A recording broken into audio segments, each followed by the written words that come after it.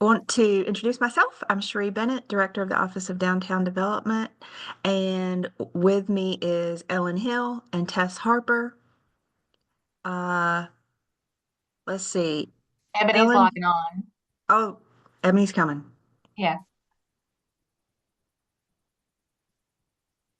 I don't see any of our regional reps with DCA on the call. Okay. Ebony, you on? Yes, good morning. Good morning. Good morning. Ellen, you want to give us some training updates? Yeah. Good morning, everybody. Glad to see y'all here. Just real quick, we did put out this week in the newsletter that Mobilize registrations have gone live. If you are not aware of what that is our mobile tour that we do in the fall. And this year we're going to go and tour the communities of Americus, Thomaston, and Perry. So we're super excited about having everyone down there. I'll put the link in the chat for this training and for the next one we'll talk about. But the dates on Mobilize for this year is October 7th, 8th, and 9th. We will use Americus as our hub city, so we'll be spending the night at the Windsor Hotel in Americus for those 2 nights. And so we're super excited. And I know Kwan is very excited to host everyone down there too. So we've got some fun things planned for everyone. So yeah, if you want to go ahead and get signed up for those, there is limited spots for Mobilize because, as some of y'all know who've been on this before, there's only so many spots on the bus. So, we want to make sure that, we have space for everybody. So go ahead and get signed up as soon as you can. If you have any questions, please feel free to reach out to me and I will troubleshoot them as best I can. The other training is the one that is coming up the more recent one that's going to be coming up sooner is May 13th. We're hosting what we're calling Genergy, which is how to communicate with other generations. And so we're bringing in a facilitator. Her name is Kristen Scroggins. She's amazing and she's a hoot. We had a call with her, Shree and I did yesterday, just to kind of plan the day. And she's just so funny. But her background is in generational studies. She's a professor at, I think, University of Alabama in Huntsville. She's just so full of energy and she's got such great insights on how to deal with people who you may be working with from different generations. So we're going to be hosting that at the Fox Theater this year. So we're super excited to work with Lee and to get to the Fox and hang out there. And I know it's going to be easy for all of you guys who are in the metro area to get to it. So we wanted to make sure we host a training there as well.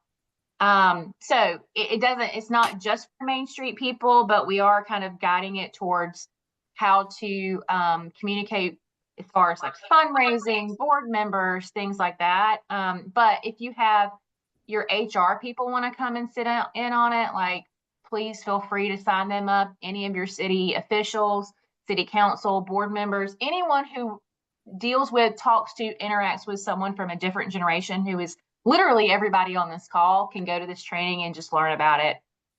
Like I said, she did this training for us when we were in Birmingham for the National Main Street Conference for the coordinators meetings 2 years, I guess not this past conference, but the conference before. And she kept us engaged the entire time. And it was just so wonderful. So I highly encourage everybody to sign up for that one as well. And then of course we have our Main Street 101 training coming up at the Georgia Downtown Conference this year. So if you need to get Main Street 101 trained and want to do it in person, you can do it there as well. So I'll make sure to put those links in the chat. I think Tess put the link to our training calendar in the chat already. Perfect. So again, if y'all have any questions about training or anything I just talked about, feel free to reach out. Yeah, I loved Kristen after interacting with her for like 2 minutes.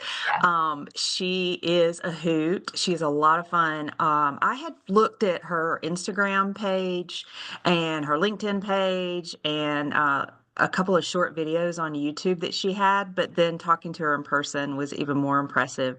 She's very interesting. I have talked to some folks here at DCA who are managers that are in their 60s, late 50s, 60s, who are dealing with employees who are younger than them. And so they are also, I mean, they're not Main Street managers, obviously, but they are planning on coming to the training just to get some help in learning how best to communicate with folks in those younger generations. So I would encourage y'all to invite, board members that are dealing with those kind of things as well to attend. So I think it's going to be really good. Yeah. All right, GDA. Andy, do you want to give us some updates? Sure. Good morning, guys. Renee and I are going to tag team, so I just have a couple quick updates and then I'll hand it over to her. But we had our first spring meetup yesterday at Avondale Estate, so thanks to everyone who was able to attend. I saw Ellen Powell was on the call today, and they were such fabulous hosts, and we learned so much, and it was really cool to see. They're in the midst of a big streetscape project, so it was really fun to lay eyes on progress happening. And so I know we all deal with that to some degree in our own communities and understand the growing pains that come along with that. So I'll be really excited to go back and visit after their project is done and see the beautiful outcome. But we have 2 more coming up in the near future. We will be meeting in Griffin on April 29th and in Macon on May 8th. So we would love to have those of you who can attend to register for those.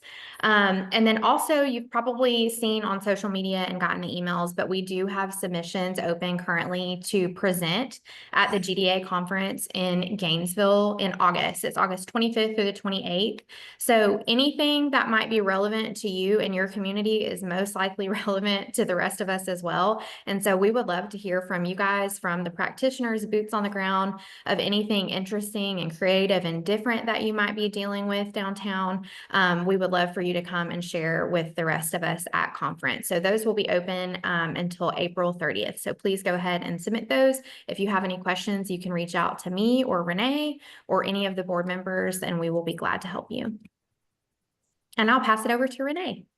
Awesome. You did great. I just wanted to remind everyone, you do not have to be a GDA member to attend those regional meetups. Everybody's welcome to attend. And like Andy said, we had a great time. I enjoyed Avondale Estates a lot. We lingered longer and spent some money. So that was a lot of fun too, finding all the cool spots. But as Andy said, the conference is in Gainesville, August 25th through 28th. So mark your calendars for that.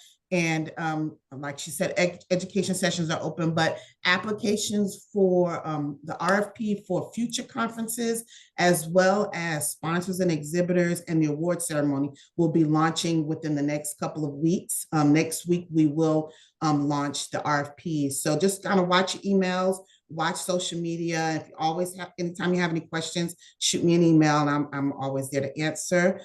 And then we will be soliciting again for the silent auction for all the newbies on the call.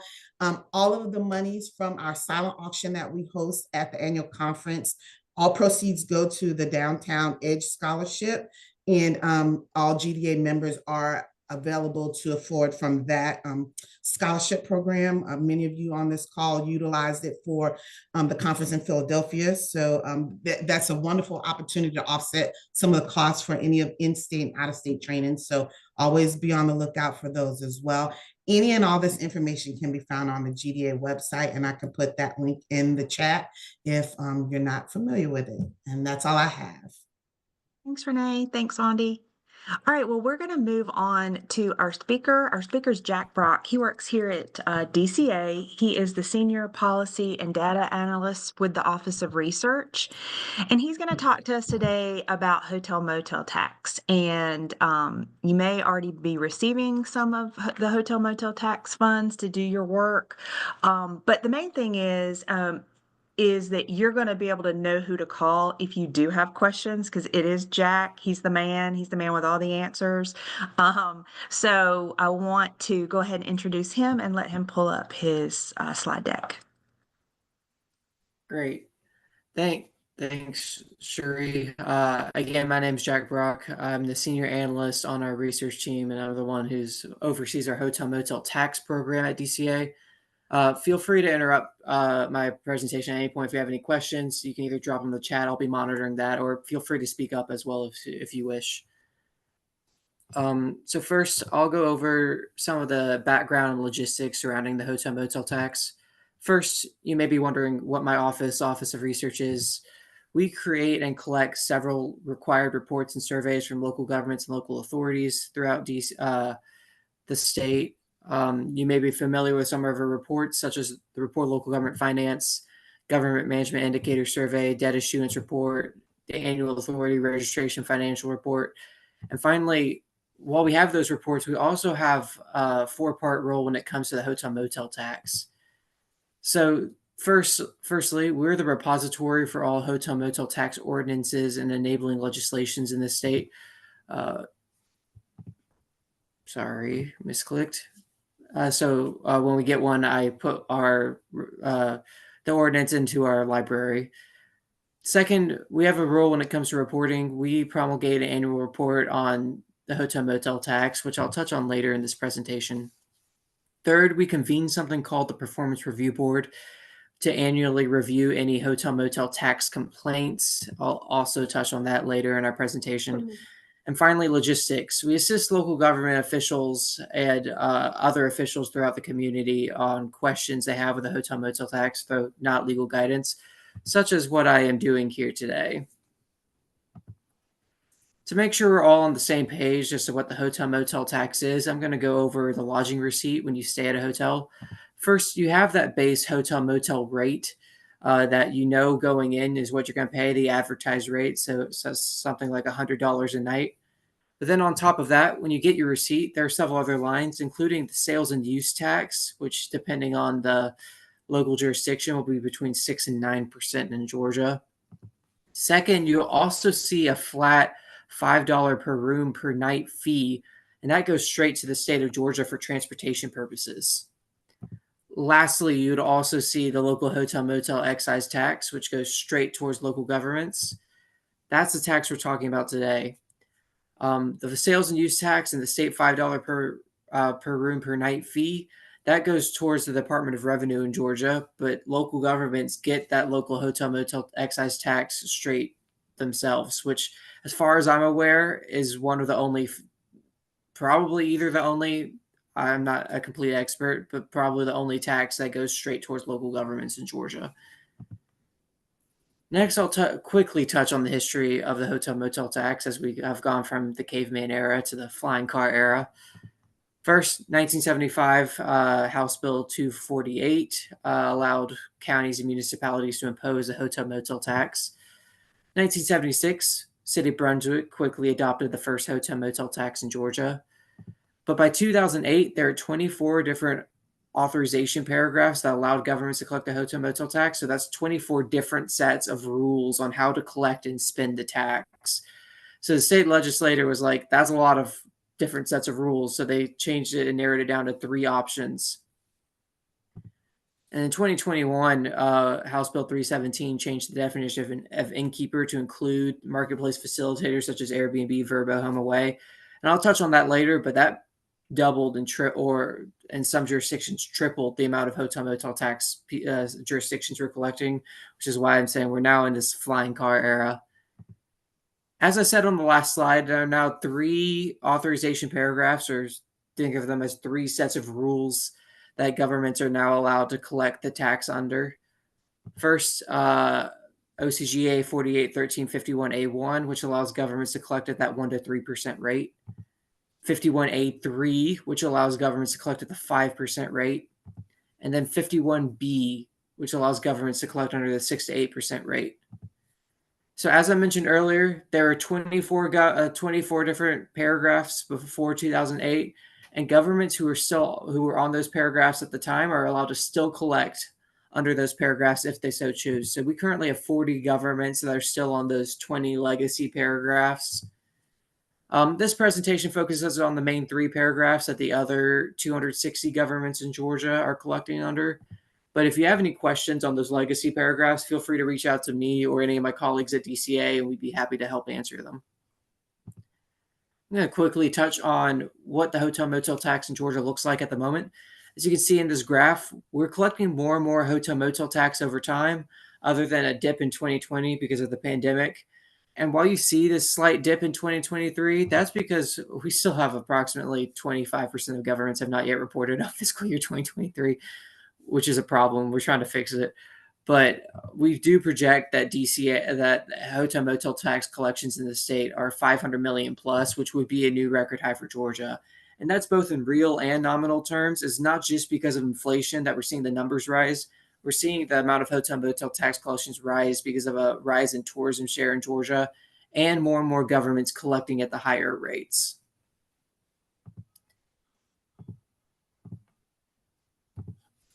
As I just said, more governments are collecting at this 8% rate.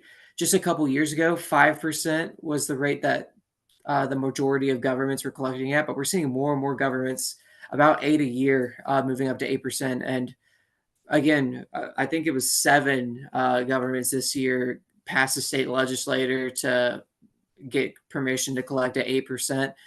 So those are just waiting on the governor's signature before I add 7 more governments to that 119 number. So more and more governments are moving up to 8% every year. In this map, that the darkest blue sections are those governments at 8%. We're seeing more and more governments, particularly on the coast and in northern Georgia, move up to 8% these days. So if you work in a government that is not currently collecting the tax or wishes to move to the 1 to 5% tax, here's how it's done, and it's done completely at the local level. You just need to pass a local ordinance, and you don't need any action from the state. If you would need ordinance guidance, you can find it on DCA's Hotel Motel Tax webpage, which is at this QR code link. The key thing to know with passing the ordinance is the earliest day you can collect the hotel motel tax is the first day of the second month after that local ordinance passes. Finally, after the ordinance is passed, it is required by rules and regulations to send it to DCA because we need to have it in our repository. So just email any new ordinance. That's if an ordinance is passed for the first time, or if an ordinance is updated, that ordinance needs to be emailed to research at dca.ga.gov. Now, if you're wishing to move up to that 6 to 8% level, there are some additional steps required. First, your local government would need to pass a resolution. This resolution needs to request an enactment of a local act by the General Assembly. It needs to specify the tax rate you're wishing to collect at, that 6, the 7, or the 8%. You need to identify any potential tourism product development projects. I'll touch on what tourism product development is later. And then you need to specify the allocation of which funds are going to your general fund, which funds are going to restricted funds, which that's laid out in law anyway. So that part should be fairly easy, but it does specify in law that resolution needs to specify the allocation of proceeds. Next, a local act needs to pass the General Assembly. So you need a member of your local delegation to introduce a local act. It needs to pass both chambers, and then it needs to be signed by the governor. Now, I've never once seen, other than in the case of Savannah, a government get any pushback from the state from the General Assembly on passing the bills. If it's introduced early enough, it's almost guaranteed to pass. Lastly, it comes back to local government again. Now you need to pass your ordinance, which would establish any additional details from the resolution that maybe the resolution didn't cover. And it needs to have the effective date. And once again, make sure you're putting in that tax rate. And then again, it is required by rules and regulations to send that ordinance to DCA. This next section, I'll touch on the mechanics of restricted spending. So if you're familiar even just a little bit with the hotel motel tax world, then you know there's these 2 acronyms, TCT and TPD. You may be asking, what are those? Those are 2 types of restricted spending. One's tourism, conventions, and trade shows. The other's tourism product development. The key thing to know is governments collecting at 5% or above must spend money on tourism, conventions, and trade shows. And governments collecting at 6% or above have the option to spend money on tourism product development. So let's dive deeper into those restricted funding types. First up, tourism, convention, and trade shows. I like reading the definition straight from code because it's real short. It means planning, conducting, or participating in programs of information and publicity designed to attract or advertise tourism, conventions, or trade shows. These monies are expended by something called a destination marketing organization. They must be spent in the fiscal year in which it was collected. And for questions on the appropriateness of expenditures, it's always good to ask your city or county attorney. So this means tourism convention trade shows. This is a tourism marketing fund. The key word being programs of information and publicity. So what does qualify as tourism convention trade shows? We're talking about brochures, billboards, magazines, social media, internet marketing campaigns, radio and television commercials, attracting conventions and trade shows to your jurisdiction.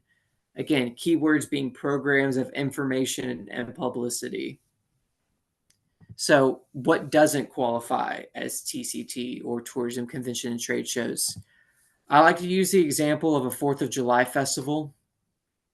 For the 4th of July festival, you can use tourism convention and trade shows monies to promote the festival by putting up brochures around your area, by putting out social media campaigns saying, come to our 4th of July festival.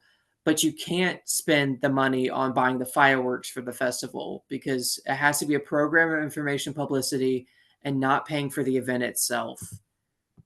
So anything that's not a program of information publicity doesn't qualify. So make sure you aren't paying for fireworks, concerts, or festivals using your tourism convention and trade shows money. But when you're unsure, make sure to review the definition and code and then ask your city or county attorney. As I mentioned earlier, it is required by code that this tourism convention trade show money be spent by a destination marketing organization. I'm not going to read the whole definition, but basically the code is very clear that this destination marketing organization is a private sector nonprofit under Section 501c6 of the IRS code, whose primary responsibilities are to encourage travelers to come to your area. The code really doubles down on this by saying a private sector nonprofit is certainly a 501c6 nonprofit. There are some alternative recipients of TCT money laid out in code, such as the state, a department of the state government, such as the Explore Georgia wing of the Department of Economic Development, the Georgia Department of Natural Resources. If you have a state park in your area and you want to work to promote it together, DNR is a great choice. A state authority is also an eligible recipient, such as the Jekyll Island Authority or the Stone Mountain Memorial Authority. And finally, the last option is Convention and Visitors Bureau Authority created through a local act of the General Assembly for municipality, or a combination of these entities. I do say, I see 90% of governments choose that destination marketing organization option, that Section 501c6 nonprofit, but all these other options you see on the screen right now are eligible recipients as well. There are also some alternative purposes you can use TCT for other than the programs of information publicity. You can also use it for supporting a facility owned or operated by a state authority for convention and trade show purposes, or supporting a facility owned by local governments if agreements were in place by certain dates. By certain dates, it's 1992 and before in code. So I would imagine that facility would look something like this. But if you think you qualify for one of these alternative options, I'd make sure to talk to your city or county attorney first to confirm this. There's not many governments that this applies to. I often get the question if downtown development authorities and Main Street organizations are eligible destination marketing organizations. And the answer when it comes to downtown development authorities is that local authorities are public entities and therefore not eligible for TCT funds. They're not Section 501c6 nonprofits, nor are they any of those other options that I listed on the earlier screen. Now, Main Street organizations can be eligible destination marketing organizations, but only if they're a standalone nonprofit with 501c6 status. If it's just a wing of the government, then it is not an eligible tourism convention and trade shows partner. Next up, I'll touch on the other type of restricted funding, which is tourism product development. This definition is a little bit longer, but I still like reading it. It's the creation or expansion of physical attractions which are available and open to the public and which improve the destination appeal to visitors, support visitors' experience, and are used by visitors. Such expenditures may include capital costs and operating expenses. So while tourism convention and trade shows more of a tourism promotion fund, tourism product development is more of a tourism capital fund. It's for building new projects or making sure your current projects are being maintained well. There are no restrictions on the expender as there is with tourism convention and trade shows. TCT has to be expended by a destination marketing organization. Tourism product development, the government can keep it and expend it itself, or they can choose to partner with a destination marketing organization or any other organization they choose because there's no restrictions on the expender. For governments under a 51B tax rate, that's that 6 to 8% tax rate, a percentage of revenue can be restricted for tourism product development, but it's not required you expend money on tourism product development. But that money doesn't go back to your general fund. Instead, it would have to be used for additional tourism convention and trade shows if you choose not to expend tourism product development. I'll say almost every government under 51B does choose to expend money on tourism product development, but we always throw it in there that it's not required. It's just an option. So what qualifies as tourism product development? I like to say the people who wrote the code on tourism product development are a lot kinder than the people who wrote the code on tourism convention trade shows, because there's about 20 to 30 different options listed out in code as this is explicitly okay to be tourism product development. Well, we got nothing like that with tourism convention trade shows. I'm not going to read through the whole list, but I do have some examples. Stadiums are on that list, and Mercedes-Benz Stadium in Atlanta was partially paid for using tourism product development money. Museums are on that list. The Vidalia Onion Museum was built using tourism product development money. Park improvements are on that list. Recently, it was LJ that put this, or it was actually Gilmer County, put in this pool in a park using tourism product development money. Conference centers are on the list. The Clarence Brown Conference Center in Cartersville was built using tourism product development money. Wayfinding signage is on the list. The city of Jackson put in Stranger Things filming sites, wayfinding signage, because they have a lot of people that come in looking for Stranger Things filming sites. But those are just a few of the several options that are listed on that list. Some additional things to know when it comes to tourism product development. Just like tourism convention and trade shows money, tourism product development funds should be budgeted to be spent in the fiscal year in which they are collected. A project has to be identified as tourism product development in the jurisdiction's annual budget.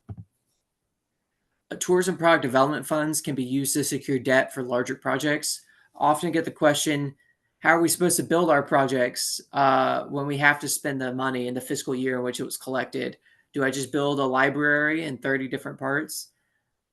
Like one part every year for 30 years. And it's like, no, you can use tourism product development funds to secure debt, go ahead and build that library, and then you can pay off the debt over time using the tourism product development funds. Often I also get the question, can our own residents enjoy these projects? And it's like, yes, of course. Just make sure that the facilities are also open and used by visitors as well as your residents. Now I'm going to start to break down under the main three tax rates, which funds get allocated towards non-restricted versus restricted funds.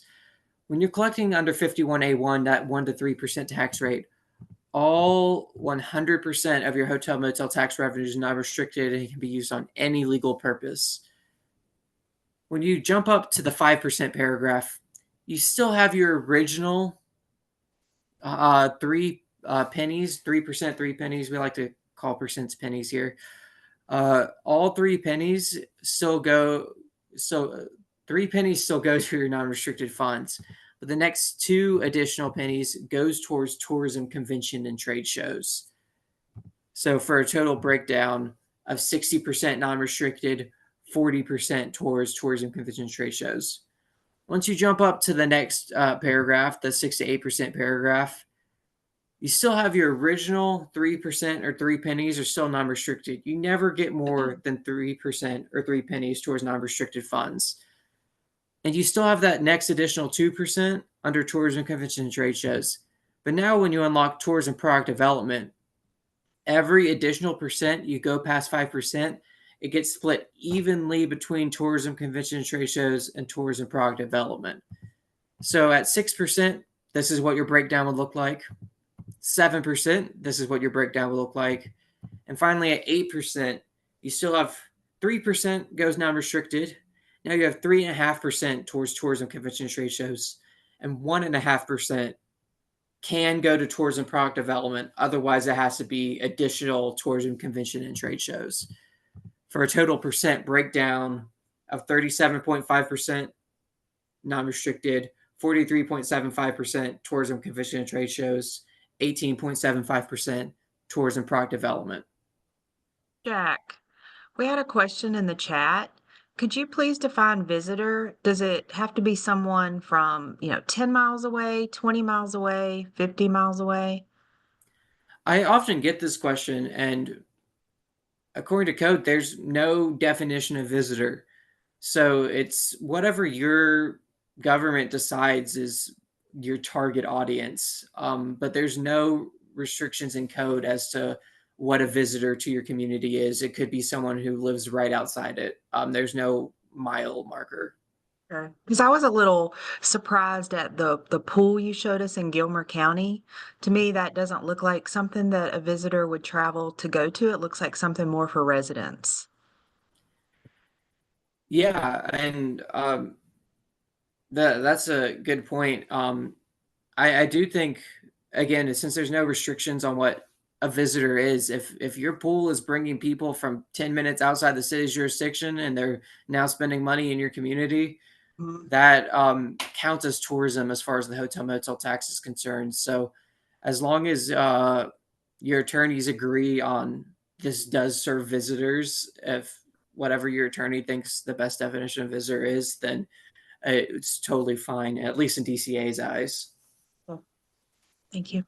Mhm.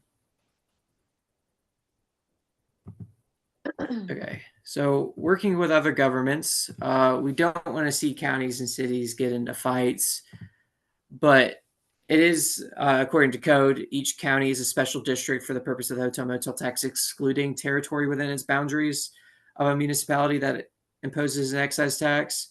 So what this means is a county can collect the hotel motel tax in any unincorporated areas in a county or inside of cities that aren't collecting the tax. But as soon as the city starts collecting the tax, the city gets all the tax inside of the city's jurisdictions and the county gets none of it anymore. So residents don't get double taxed by a county or city. Residents in a hotel don't get double taxed by a county or a city. Instead, each county and city are a special district for the tax.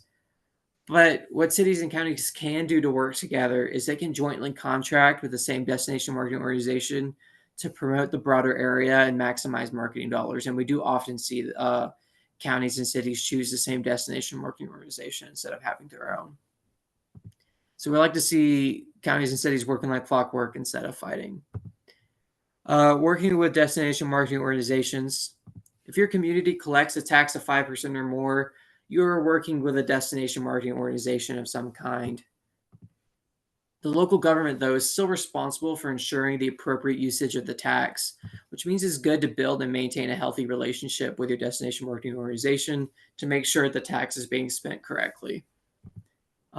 We do recommend developing a contract or MOU every year with your destination marketing organization. It is required by code that you have a contract in place. It doesn't specify every year. That's just our recommendation so that you can discuss priorities and expectations prior to the beginning of each fiscal year. It's also good to make sure you're specifying amounts as a percent of total hotel motel tax collections, because that is how it's laid out in code. We don't want to see a contract say we're only giving our destination marketing organization $100,000 this year, because it should be a percent of whatever you bring in. And we do see counties and cities get tripped up by that sometimes. Now I'm going to touch on some special topics and then get into reporting to DCA at the end. First, state parks and the hotel motel tax. State parks operated by the Department of Natural Resources are required to collect the hotel motel tax if it has rooms and meeting facilities or it has a minimum of 20 cabins. This doesn't apply to a lot of state parks, but it does apply to 10 to 20 of them. The rate collected on the state parks are the same as the jurisdiction the park is in, but it does come with different expenditure rules, as 100% of the revenue collected off of state parks has to be expended for development, promotion, and advertising of the state park. Next up, I'm going to talk about short-term vacation rentals. As I mentioned earlier, in 2021, jurisdictions were allowed to start collecting the hotel motel tax off of short-term vacation rentals. This required marketplace facilitators such as Airbnb, Vrbo, HomeAway, and other short-term vacation rental platforms to collect and remit both the hotel motel tax and the state $5 transportation fee. For most jurisdictions, this resulted in a lot of new hotel motel tax revenue, and I'll probably start taking this out soon because it's been 4 years, but for some jurisdictions that have been collecting the hotel motel tax from property owners, short-term vacation rentals may be remitting the hotel motel tax differently than they were to your government before if you already had a local ordinance requiring the short-term vacation rentals to remit the hotel motel tax. At its core, the House bill changed the definition of innkeeper to include short-term vacation rental properties, so that every vampire renting out their mansion now had to pay the hotel motel tax. Collections from short-term vacation rental platforms are subject to the same spending restrictions as other hotel motel tax collections, which I know some of you, that makes people mad because they want more general fund money, but it's the same percentages as before. I do like to say this because I get this question a lot. There's no impact on any other front-end regulation of short-term vacation rental properties by this law. So facilitators are not required to share data or personal information. There's nothing at the state level limiting the number of short-term vacation rentals in an area or jurisdiction.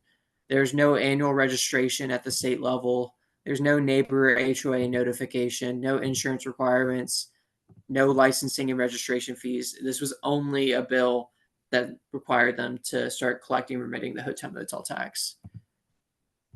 If you have any issues with the rate being collected off of the short-term vacation rentals, DCA has some recommended steps.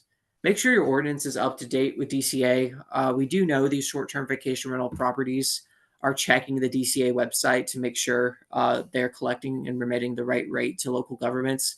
So if your ordinance isn't up to date with us, it's probably not up to date with these companies. At the same time, I've also heard from these companies that they look on Unicode or equivalents to make sure, again, the ordinances they're collecting and remitting the right rate. So make sure your ordinance is up to date on whatever website you use to store your ordinances. Finally, we just have to recommend reaching out to the platforms directly. At the state level, we don't have contacts with these companies, so you'll need to reach out to them directly if you have any issues if you think you have any issues with the rate being collected. Next up, I'll talk about the hotel motel tax report. It's required by code as a condition of continuing authorization to impose the tax. So it is important that you turn this in. But I know that makes you say, yay, reporting, because I know that's probably y'all's favorite thing to do. But this is what the hotel motel tax report looks like these days. It's due within 6 months of the end of a government's fiscal year.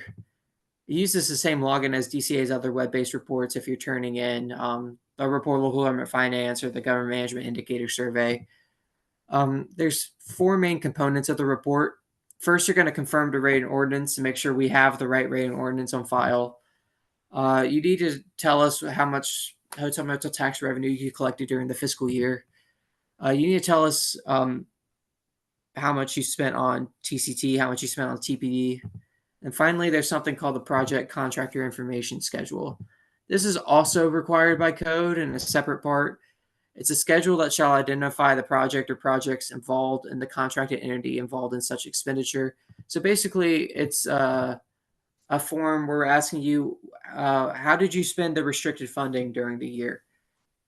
For the Tourism Convention and Trade Shows form, the contracted entity, the destination marketing organization, needs to complete the form and submit it to the local government, who turns it in as a part of the total report. For this report, we're not looking for every single pen bought using TCT money. We're looking at high-level expenditures. We want to know, how much money did you spend promoting your 4th of July festival? How much money did you spend promoting your summer concert series? How much general promotion did you do? things of that accord. And if you're a government that is collecting tourism product development, you need to make sure to fill out the tourism product development form as well. Again, this one shouldn't take you that long. Most governments don't have more than 1 or 2 tourism product development projects at a time. Just need to fill in, we're building a museum, or we're renovating our theater, or we're just maintaining the community auditorium. Pretty simple in the end. There are some additional finance requirements I'd like to touch on. The government's annual audit needs to disclose the amount of funds, hotel motel tax funds expended during the fiscal year, amount of tax receipts during the fiscal year, expenditures as a percentage of tax receipts, and a determination of compliance with spending requirements. So just make sure when you're turning in that audit to the Department of Audits and Accounts every year that these things are included. It's also required that your contractor, your destination marketing organization also has audit verification that expenditure requirements are met. Lastly, code requires both the DMO, the destination marketing organization, and the government must both annually adopt a budget plan specifying how the hotel motel tax funds are going to be spent. But the carrot that comes with that is compliance with that budget plan satisfies the requirement that funds be spent in the fiscal year they're collected. So if you followed your budget plan to the best of your ability and you have a couple thousand left over at the end of the fiscal year, no one's going to look twice at that if you had a budget plan in place and you followed it to the best of your ability. But if you didn't have a budget plan in place, then you are in violation if you have a couple $1,000s left over at the end of the fiscal year. So make sure you get those budget plans done. For my last slide, I'm going to talk about the performance review board that I mentioned at the beginning. The performance review board is convened to hear hotel motel tax complaints. These complaints must be received by June 1st every year for the performance review board to hear it. These complaints can come from anyone addressing a local government or destination marketing organization regarding the current or most recently fiscal year. And this is what that form looks like. These complaints can be about things such as not spending all the hotel motel tax funds you're supposed to during the year, not spending them correctly, not collecting the tax correctly, things of that accord. The complaints are heard by the 11-member performance review board. This board is made up of appointees from high-ranking officials in the state, such as the governor, lieutenant governor, speaker of the house, etc. They hear the complaints, they'll hear both sides of it, and then they'll make any recommendations for remedial action. But I tell you guys this in order to be wary that this is a thing that could occur, but we only get about one of these a year, and it's usually in jurisdictions collecting millions of hotel motel tax in a year. So it's something to be like, okay, I should be doing this right so this doesn't happen, but at the same time, don't stress out about it. But I will say, like, let's make sure we are doing things correctly, because it is my least favorite part of my job, where I got to bring in me and my team of investigators in order to perform this hotel motel tax investigation. So let's make sure we're being compliant with all the spending requirements, and this should never be a problem. Jack, is that you there in the middle leading that team? Yeah, that's my intention. I plugged it in. I told an AI generator to create art of me leading a team of investigators with DCA branding, and that's what popped out. I love that I graphic. think it's a very funny picture in my mind. I love it. But it is, yeah. Are there any final questions for me?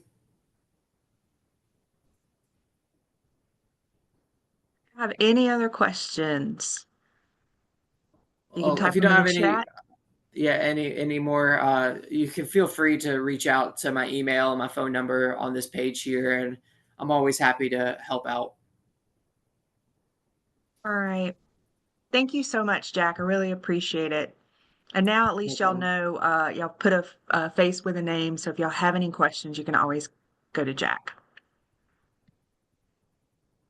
All right. Well, with that, we will let y'all go, but the DCA team will stay on the line. If y'all have any questions or issues y'all want to discuss with us, feel free to stay on. Otherwise, have a great Easter weekend, and we'll see you next week.